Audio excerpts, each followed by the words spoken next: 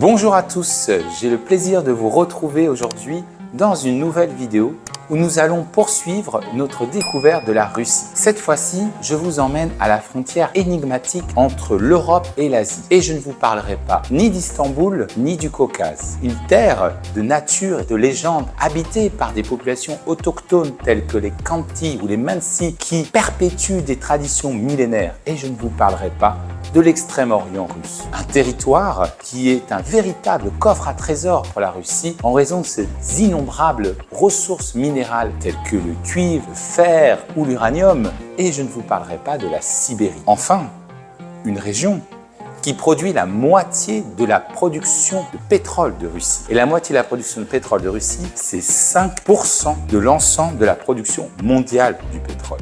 Ou si vous voulez, c'est l'équivalent de la production de pétrole du Canada, troisième pays producteur au monde. Et je ne vous parlerai pas de la Russie de la Volga. Eh bien, cette région, c'est la Russie de l'Oural. Et si cela vous intéresse, je vous invite fortement à regarder ce qui suit.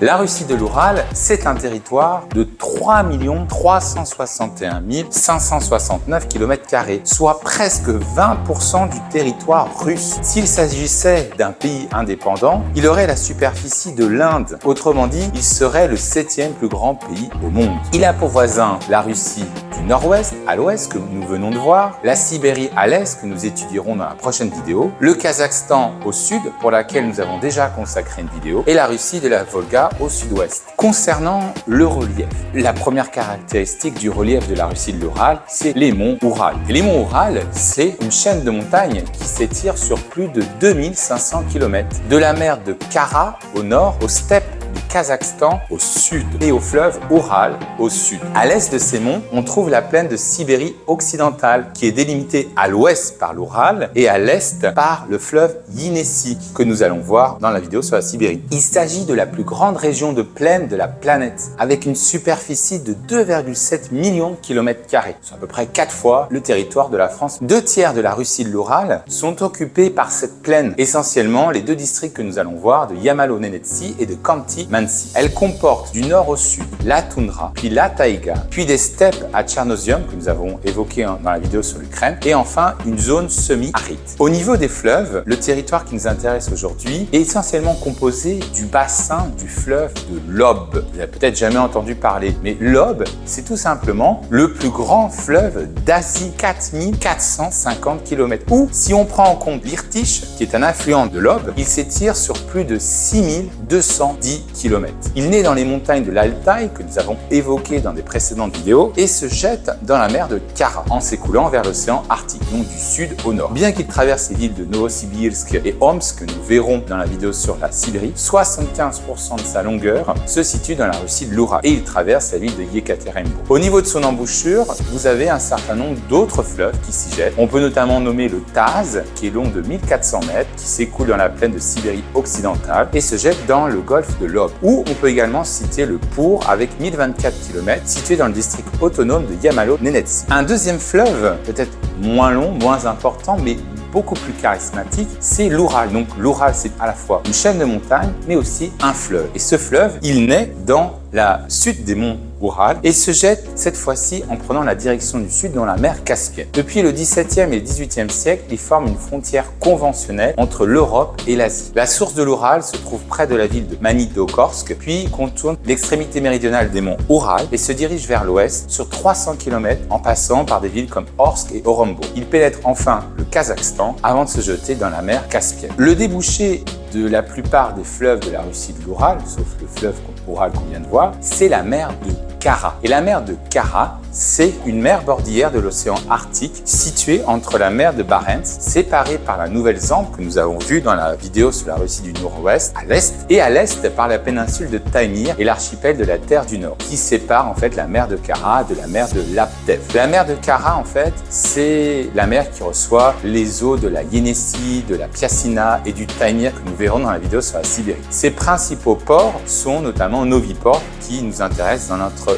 vidéo. Bien que la mer soit recouverte de glace 10 mois sur 12, vous avez en fait une importante activité de pêche. Elle abrite aussi un grand nombre d'îles, beaucoup plus que les autres mers bordillères de l'océan Arctique, qui ne se trouvent pas le long des côtes. Par exemple, on peut nommer les îles de l'Institut Arctique, les îles Izvestia, Sik, les îles Kirov, l'île de la Solitude et l'île Voronine. À noter que l'altitude moyenne de la Russie de l'Ural est entre 300 et 500 mètres d'altitude. Il s'agit donc de la deuxième région la plus élevée de Russie après le Caucase. Et au niveau du climat, il faut noter que le climat est subarctique aux 2/3 nord du territoire et continental dans le tiers sud. Alors intéressons-nous plus en détail à la géographie humaine. La population de la Russie de l'Ural est de 15 millions d'habitants, soit à peu près 10% de la population de la Russie. Vous avez à peu près 3/4 des gens qui vivent dans les zones urbaines contre 1/4 dans les zones rurales. Intéressons-nous plus en détail aux villes, à commencer par Yekaterinbourg. Yekaterinbourg, c'est tout simplement la 4e plus grande ville de Russie située sur la rivière Itsen. Elle a été fondée en 1723 par Pierre le Grand. Il s'agit d'une exception parce que la majeure partie des villes de Sibérie et de l'Ural ont été fondées par des ostrogs. Et bien là, il s'agit d'une ville qui a été fondée en 1723 par Pierre le Grand et qui a été nommée en l'honneur de sa femme Catherine. La ville était la capitale minière de l'Empire russe et un lien stratégique entre l'Europe et l'Asie. Et c'est pour cela qu'on va la nommer la fenêtre sur l'Asie. En 1781, Catherine II de Russie construisit la route historique de Sibérie à travers cette ville et elle prit ainsi de l'importance. Entre 1820 et 1845, 45% de l'or mondial était extrait à Ekaterinbourg. Sous le RSS, la ville fut renommée Sverdlovsk en l'honneur d'un leader bolchevique,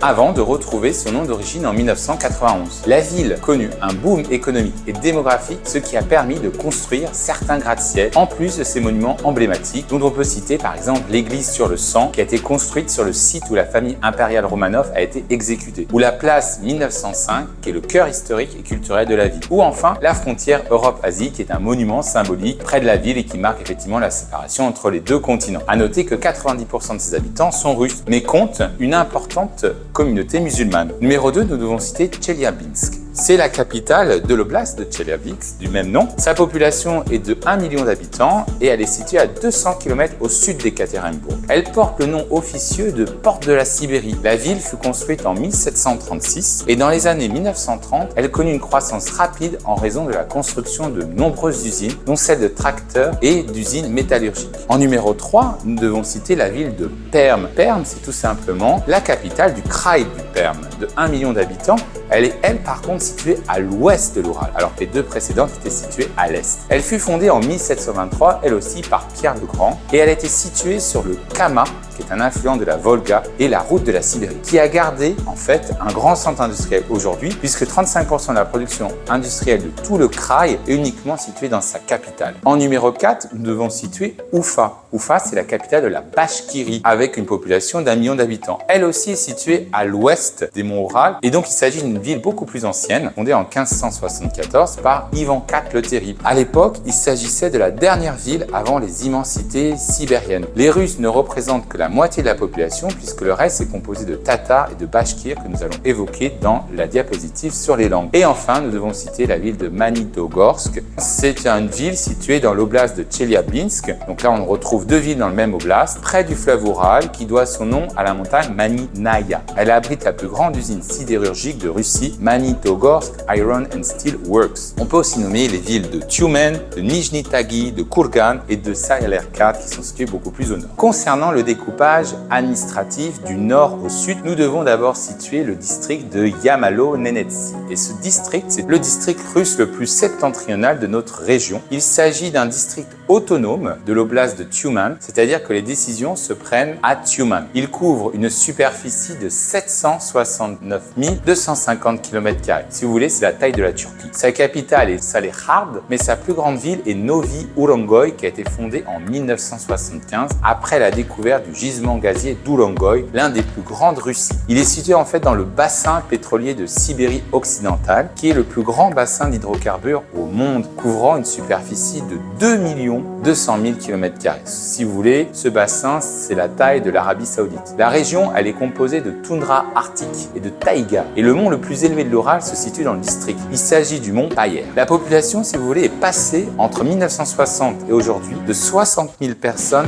à 530 000, grâce justement aux ressources naturelles dans la région. Il s'agit en fait de la seule région arctique de Russie à ne pas connaître de déclin démographique. Au sud de ce district, nous retrouvons un autre district, le district autonome de Khanty-Mansi. Et ce district, c'est tout simplement un autre district autonome de l'oblast de Tyumen. Donc ça veut dire que les décisions sont elles aussi prises à Tyumen. Le district en tant que tel compte 1,5 million d'habitants et son centre administratif est Khanty-Mansi, connu pour justement avoir accueilli de nombreuses compétitions d'échecs. Les peuples autochtones sont les Khanty et les Mansi, qui sont des peuples finno-ugriens qui ne composent qu'aujourd'hui 2,5% de la population. Enfin et surtout, ce district est celui qui produit la moitié de la production de pétrole de Russie. En numéro 3, l'oblast de Tyumen que je viens de mentionner. L'oblast de Tyumen, c'est tout simplement le troisième sujet fédéral le plus grand de Russie, si on comprend cette oblast avec les deux districts que j'ai mentionnés précédemment, qui sont sous sa juridiction. Dans l'oblast de Tyumen, la principale ville est Tyumen, que nous venons de mentionner, et la croissance rapide de l'industrie pétrolière a fait de cette oblast l'un des plus riches de Russie. À l'ouest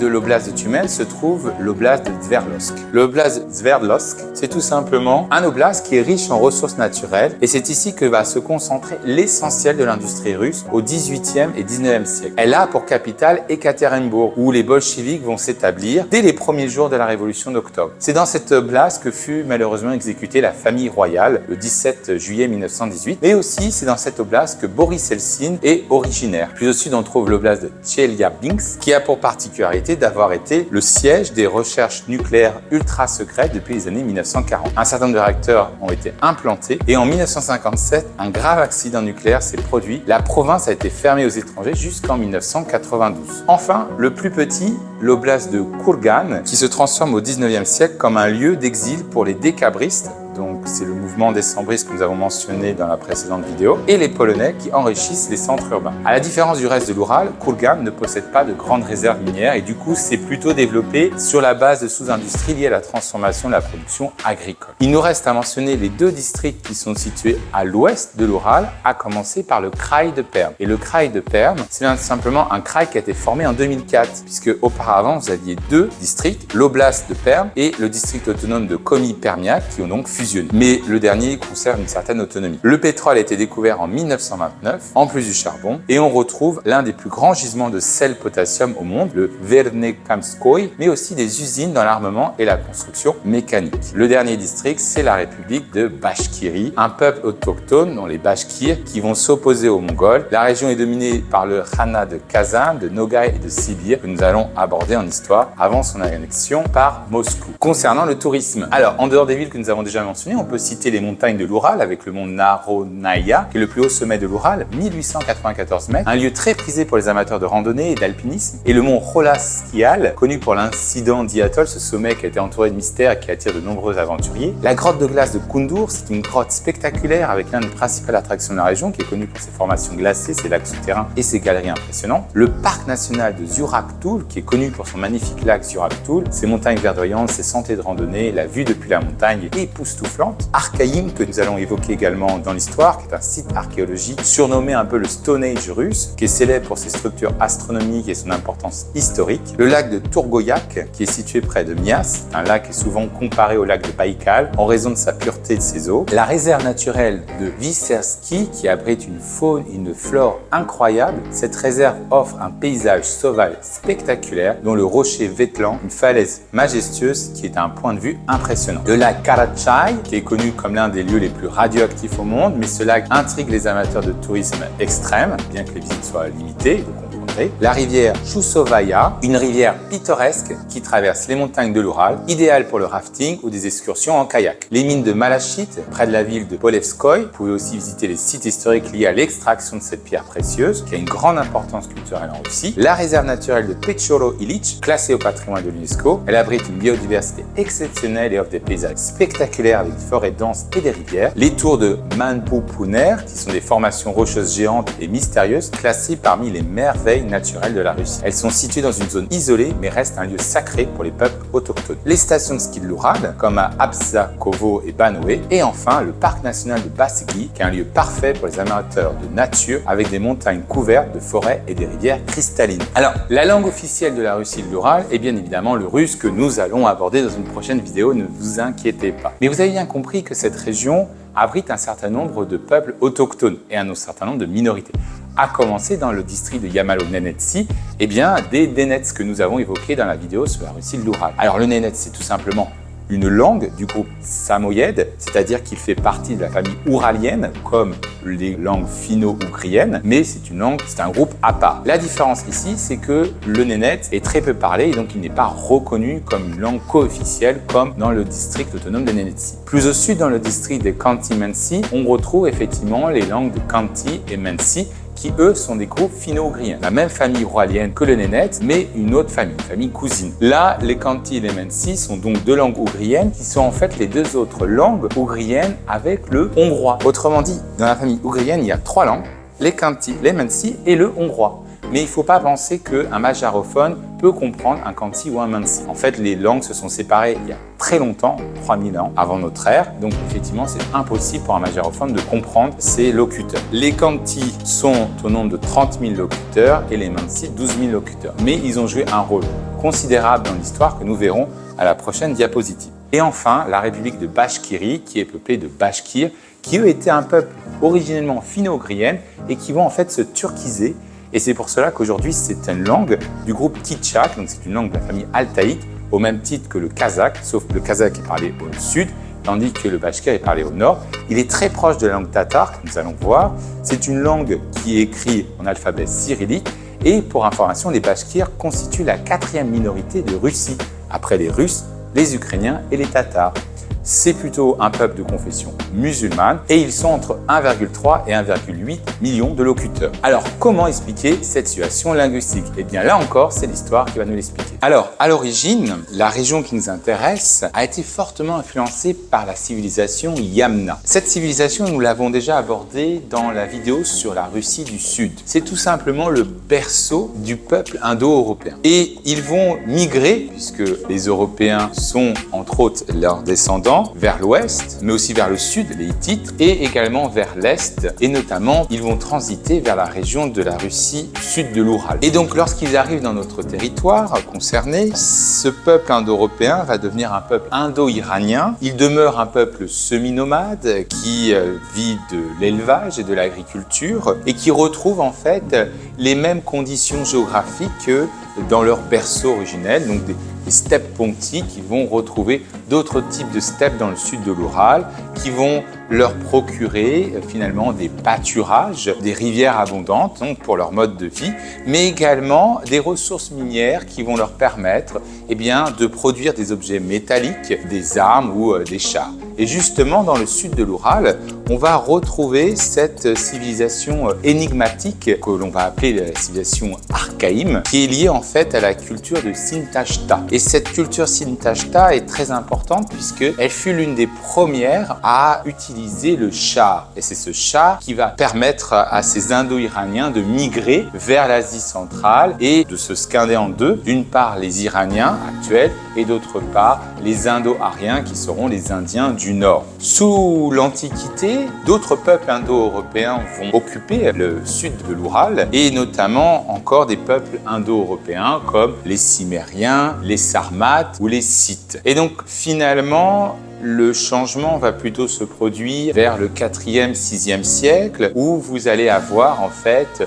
des peuples turcisés que nous avons également mentionné dans les vidéos sur le Kazakhstan et le Xinjiang qui arrivent des monts Altaï, et c'est pour cela que leur langue est rattachée à la famille altaïque et qui vont véritablement utiliser cette prairie, ces steppes comme une autoroute qui va les mener justement donc des monts de l'Altaï jusqu'à l'Europe, les premiers étant les Huns, mais dans notre région, il faut d'abord mentionner les Khazars, les Petchénègues, les Kipchaks ou les Bulgares de la Volga. La question qu'on doit se poser par rapport à la diapositive précédente, que devient les peuples finno-ougriens qui sont les peuples autochtones du nord de l'Oural? On l'a vu dans la précédente vidéo sur la Russie du Nord-Ouest que les peuples finno-ougriens demeuraient et ont migré de l'Oural vers la Finlande et donc naturellement ils étaient présents dans le nord de l'Oural. Eh bien, ces peuples turcisés vont soit influencer directement certains peuples finno-ougriens, dont les Bashkirs que nous venons de mentionner dans la précédente vidéo, qui étaient originellement un peuple finno-ougriens et qui s'est turcisé. Mais de manière générale, l'influence est plutôt lâche, existante certes, mais lâche, et elle va plutôt se manifester sous la forme d'échanges commerciaux. Notamment, les fourrures sont très prisées par les peuples turcisés que je viens de mentionner. En échange, les finno-ougriens vont se voir influencés, vont passer, on peut dire, d'un état quasi préhistorique à, vers le XIIe, XIIIe siècle, l'érection de certaines principautés. Alors pourquoi les peuples turcisés n'ont pas essayé d'envahir le nord de l'Oural? Ils avaient l'avantage démographique, technologique et donc militaire. Eh bien, comme on l'a mentionné aussi dans la géographie, le nord de l'Oural, c'est une région très rude, un climat très rude et des forêts denses que seuls finalement les peuples finno-ougriens ont réussi à s'adapter. C'est pour cela qu'ils sont demeurés dans le nord, tandis que les peuples turcisés sont plutôt restés dans le sud. Donc au XIIe, XIIIe siècle, on va voir dans le nord de l'Oural des principautés finno-ougriennes apparaître, qu'on va appeler principautés Yougra ou Yougor, qui vont centraliser les échanges commerciaux entre les peuples turcisés et eux-mêmes. Il faut aussi constater la concurrence des peuples slaves, en l'occurrence la principauté de Novgorod que j'ai mentionnée dans la précédente vidéo. Pour rappel, cette principauté était aussi une république marchande et elle va établir 2 routes commerciales entre elle et l'Oural et ainsi aussi bénéficier de ces fourrures très prisées. Pour rappel, Novgorod était le terminus de la Ligue hanséatique et qu'elle échangeait justement ces fourrures. Et comme nous l'avons vu également, à partir de 1478, Moscou va supplanter Novgorod et il va reprendre les échanges commerciaux avec l'Oural et cette fois-ci avec autorité lâche ou en tout cas un contrôle plus ou moins lâche de Moscou vers l'Oural, notamment sous le règne de Ivan III le Grand. Ce contrôle russe sur l'Oural va se manifester par le paiement de tribut, notamment de fourrure. Même si les échanges demeurent, on est moins dans une relation commerciale peut-être inégale,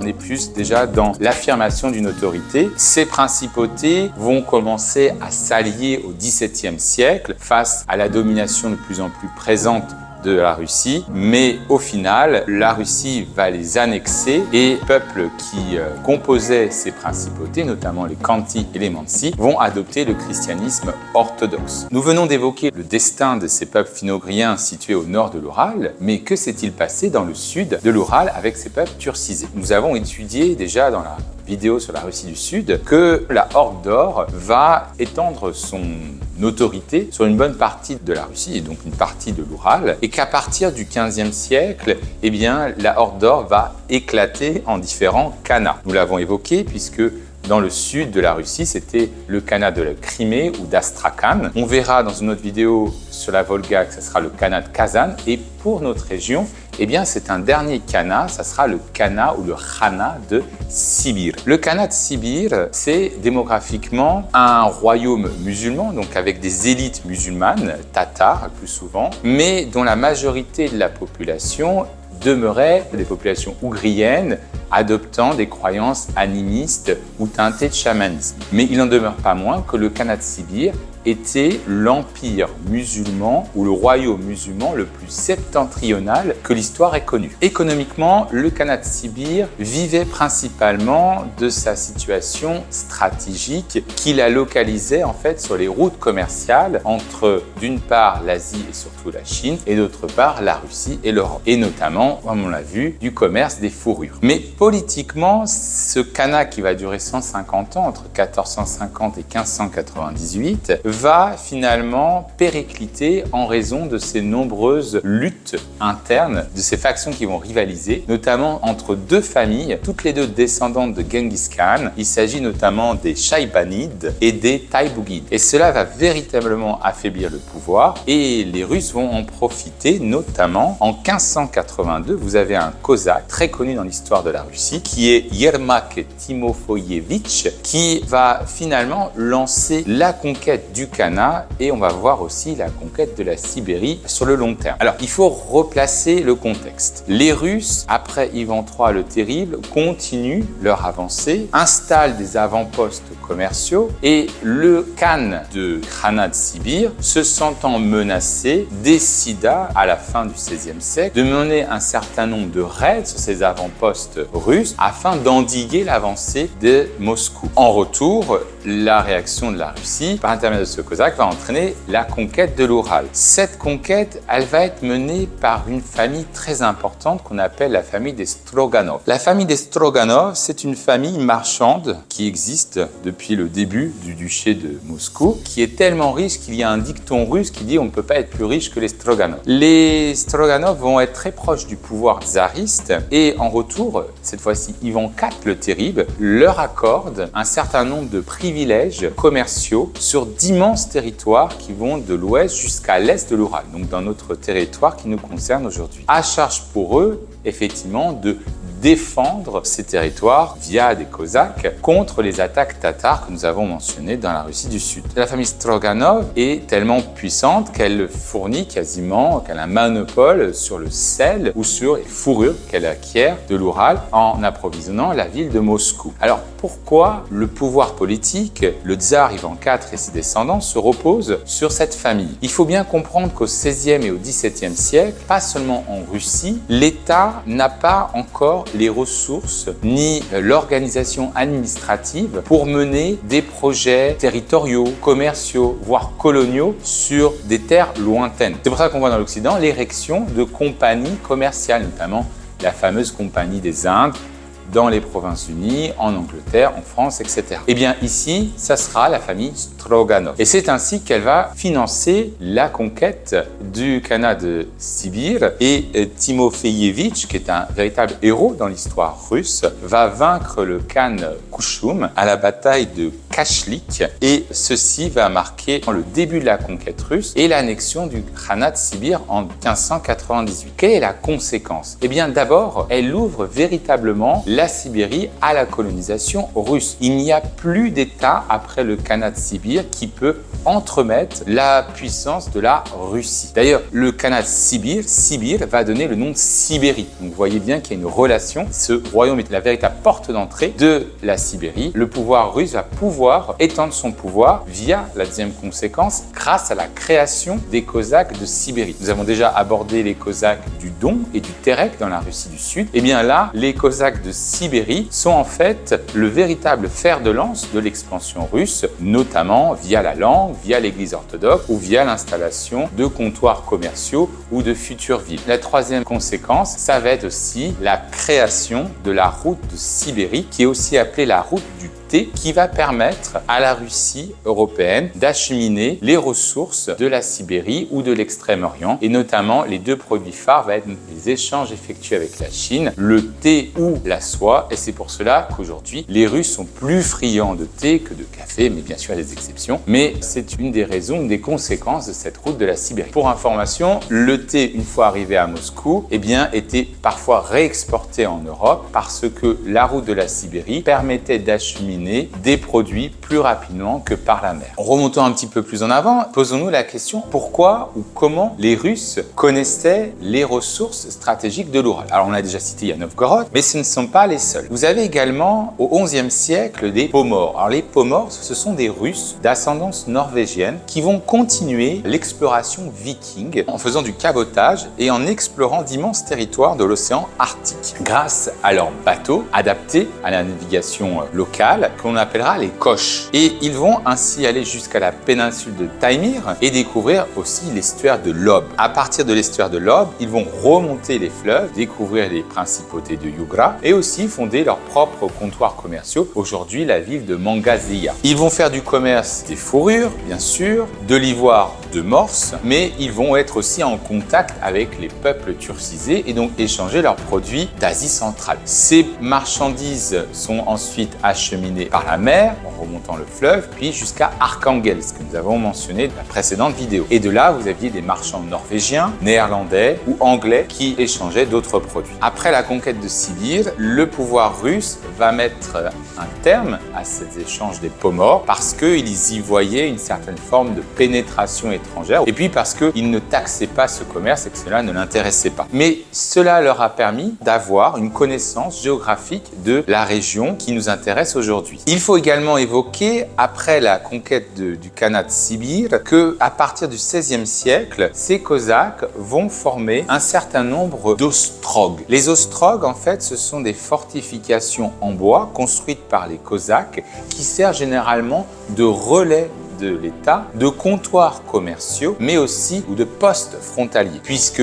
l'accord passé avec les Cosaques, c'est qu'ils étaient libres, puisqu'il ne faut pas oublier que le servage commençait à s'implanter en Russie, en échange pour eux de défendre ces routes commerciales que je viens de mentionner. Dans ces ostrogues, l'objectif, au-delà d'installer un comptoir commercial, il s'agissait également de construire une ville. Pourquoi? Parce qu'en ayant des fortifications ou des forts, vous avez le renforcement du contrôle de l'État russe sur ces régions éloignées. Et puis, il ne faut pas perdre de vue que cela permet de taxer ces populations. Alors, quelles sont-elles? Eh bien, le plus souvent, vous avez des paysans libres, parfois d'anciens serfs, sans oublier les Cosaques et des familles marchandes. Mais ils seront soumis à l'impôt qu'on va appeler le yassak, qui est un impôt d'origine turco-mongole. Cela permet à l'État russe de retirer un certain nombre de ressources financières. Alors comment ça se passe? Eh bien, cette colonisation qui est encouragée va effectivement rendre la Russie de l'Oural, qui était une région finalement, comme on l'a dit, peuplée de finno-ougriens au nord et de peuples turcisés, en une véritable région multiethnique, puisque les colons russes vont arriver. Dans les communautés rurales, les peuples autochtones continuent de maintenir des traditions nomades ou semi-nomades, tandis que les colons russes, eux, vont plutôt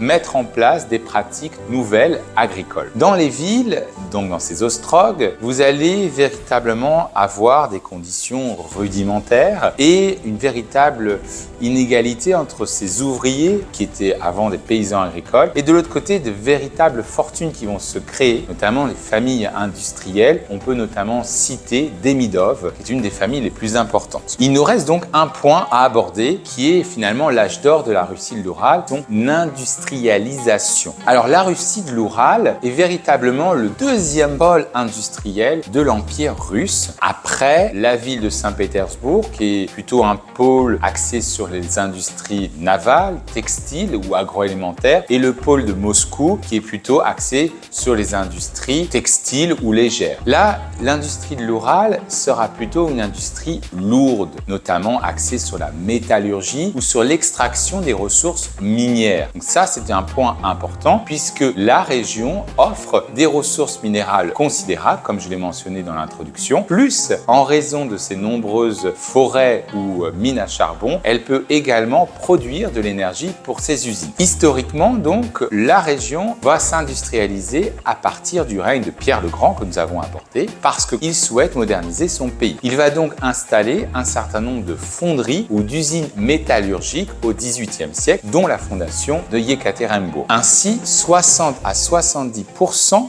des armées de Pierre le Grand sont approvisionnées grâce au fer et au cuivre produits dans l'Oural. Puis au XIXe siècle, cette industrialisation va s'accélérer avec la construction d'abord du chemin de fer entre Moscou et Yekaterinbourg, qui va ensuite être prolongé à Tcheliabinsk, et puis ensuite, comme on le verra, avec le transsibérien, qui va permettre d'une part d'acheminer des ressources des deux régions, l'Oural et la Sibérie, mais aussi, étant donné qu'il s'agit d'un pôle industriel, de transformer ces matières premières en produits finis. Le XXe siècle, c'est véritablement le tournant pour la Russie concernant son industrialisation, comme on l'a vu, passe progressivement d'un pays agricole à un pays industriel, et l'Oural sera véritablement le pilier de l'industrialisation soviétique, avec notamment l'installation d'usines géantes ou la modernisation de ses infrastructures. Et puis, les soubresauts de l'histoire font aussi accélérer ou non l'industrialisation, et là, en l'occurrence,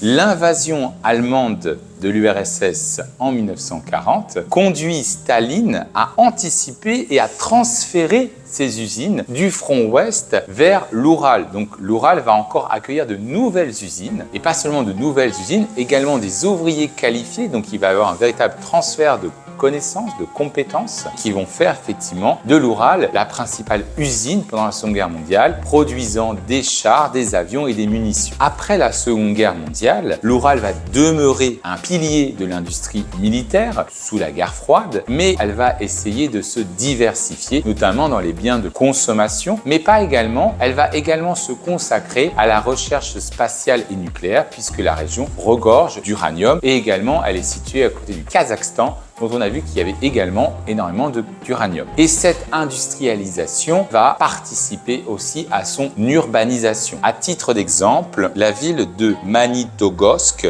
a vu sa population décupler en quelques années. Enfin, c'est en 1991, à la chute de l'URSS, que l'on voit malheureusement un certain nombre d'usines fermées, puisque effectivement ces usines étaient subventionnées ou produisaient non pas en raison d'une demande réelle, mais en raison des plans quinquennaux qui étaient fixés par l'URSS, et puis également par l'indépendance des républiques d'Asie centrale qui font perdre un certain nombre de débouchés aux usines de l'Oural qui est située à proximité d'elles, et enfin à l'obsolescence du matériel soviétique par rapport à l'évolution technique. Et ce qui va entraîner un certain nombre de chômage. Et c'est pour cela qu'après 1991, la région va vivre une transition de l'économie planifiée à l'économie de marché. Alors, concernant l'économie, effectivement, en raison des explications que je viens de donner dans la précédente diapositive, on voit que la transition vers l'économie de marché a été vécue de manière très douloureuse par les populations. La croissance des 20 dernières années peut effectivement être comparable à celle qu'on a vue dans la région. La région a dû donc se réinventer sur d'autres postes, a dû diversifier son économie, notamment les industries pétrochimie et la production de métaux stratégiques. L'Oural est un acteur majeur dans l'exportation des produits chimiques et d'énergie, mais si vous voulez avoir un ensemble, effectivement,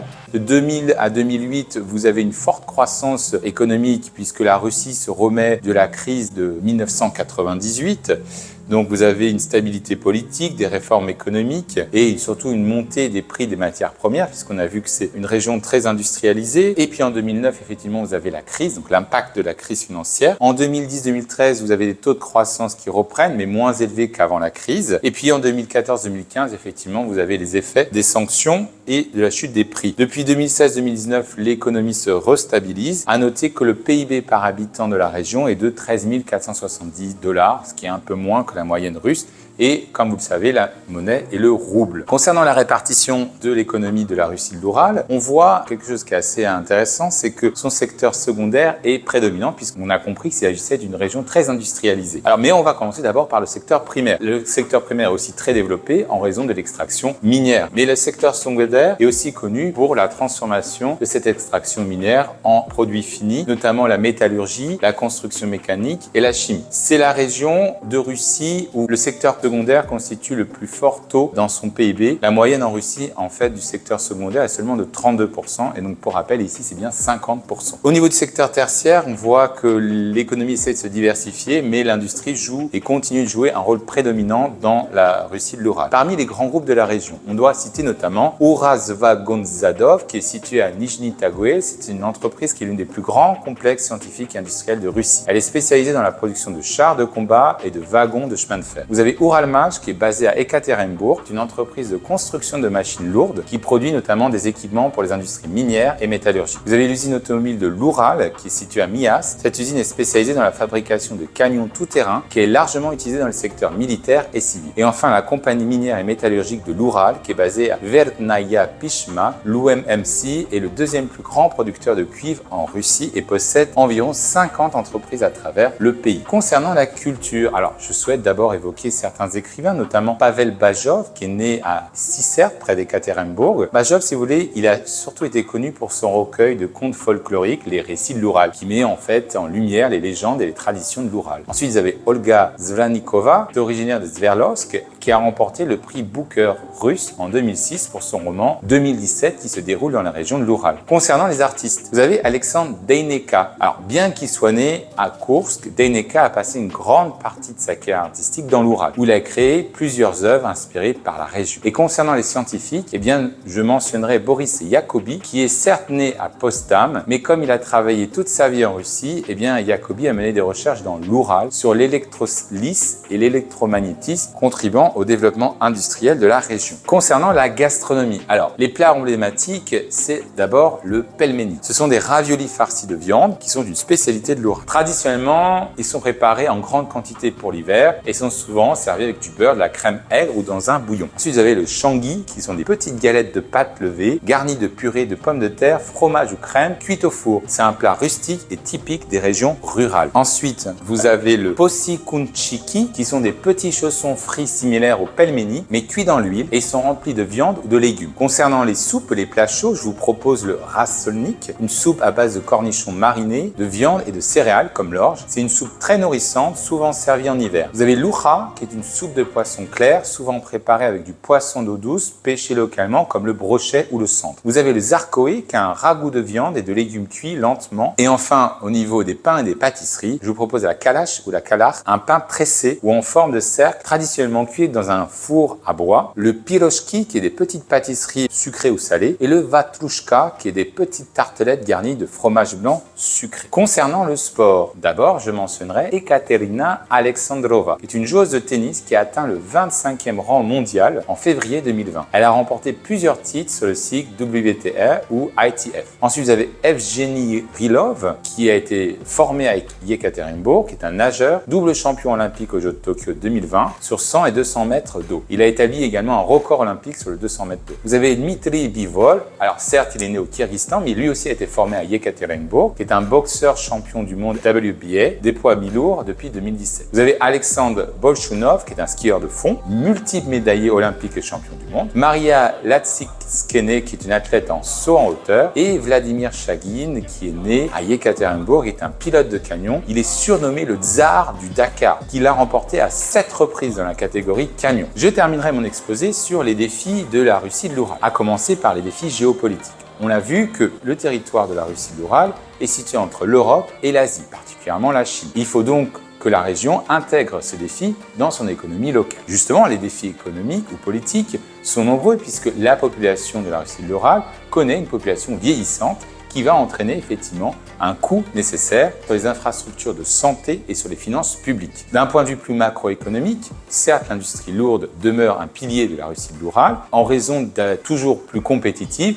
elle doit pouvoir se moderniser et proposer des formations également à sa population pour rester compétitive. Et de l'autre côté, on voit que la région peine à diversifier son économie, et notamment dans le secteur tertiaire. Les défis environnementaux, on l'a bien vu que les industries ont créé un certain nombre de pollution de l'air, des eaux, des terres, qui entraînent effectivement des complications en termes de santé pour les habitants, en termes de biodiversité et en termes de déforestation, puisque tout cela a un impact notamment sur le changement climatique. Comme d'habitude, si vous avez aimé, n'hésitez pas à liker, à partager et à vous abonner.